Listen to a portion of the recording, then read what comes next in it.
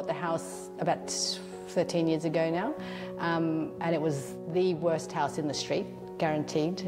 It was pretty ugly. The clients came to us originally looking to renovate the existing house, which rapidly turned out to be not a good solution. It was in really poor condition, it really wasn't worth saving, which is unfortunate, but does happen. We then set about designing them a passive solar home that would meet all of their needs and requirements in terms of health, comfort, etc., etc.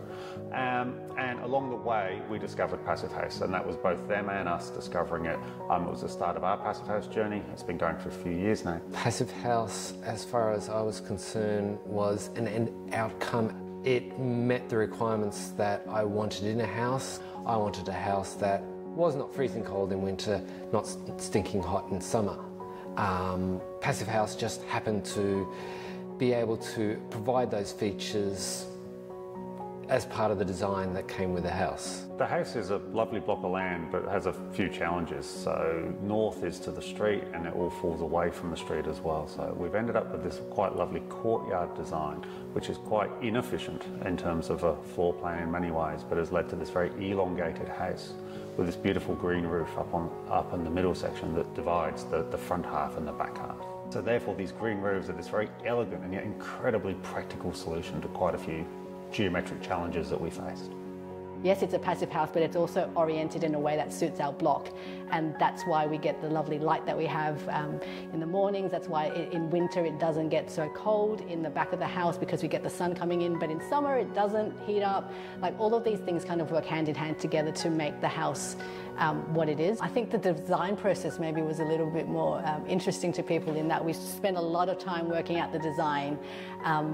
We actually deliberately took a lot of time to make sure that we got the design right. But as I kind of said to my husband, if you don't get the design right, then you can't bake the blueberries in at the end, right? You've got to have the blueberries at the start before you bake it, otherwise it's not going to work.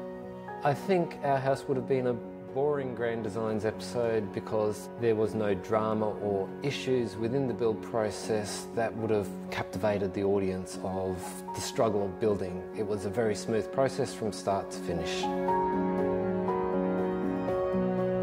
So I've never really thought about it as me having a mechanical ventilation in the house that enables us to kind of breathe in here, because it's always just feels like we have fresh air anyway. So it's never really in my mind that it's mechanical and that it's always on. It just feels natural the way it is. The air's constantly moving, even though you don't notice it moving.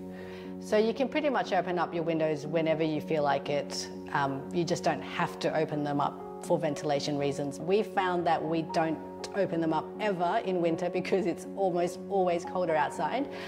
In summer, if it's cooler outside, we definitely open it up whenever we feel like it. When the evening temperature drops, we actually have a window on the south side and the north side, which we open right up, and it takes like a couple of minutes sometimes when the wind is really blowing just to flush all that hot air out. And so, you know, we just open and close the windows whenever we want. So there's a very long hallway through the house that connects all of the spaces together, and it draws you in, and it's got this lovely curved plywood ceiling, which is gorgeous because everyone loves a curve, but it's also mainly to hide the depth of this big green roof that sits over the middle. And then at the end of that hallway, you've got this staircase that sort of takes you up, takes you down, and it's got this sort of tree-like quality with these beautiful timber battens on either side. I love the way that I know that summer is going to be different to winter. So I love being able to sit in the sun in winter time and having that come in, and then not having any of that in summertime. And also just watching I have this massive living room space where we've got this window, and depending on the time of the year, I see the sun traveling at different parts of my walls. And I like being able to kind of tell what time of the year it is because of the way that my house is behaving. That's not really the house, it's more the orientation, I guess, but that's what I really like about it, because I like the sense of time passing and being able to feel that in the house.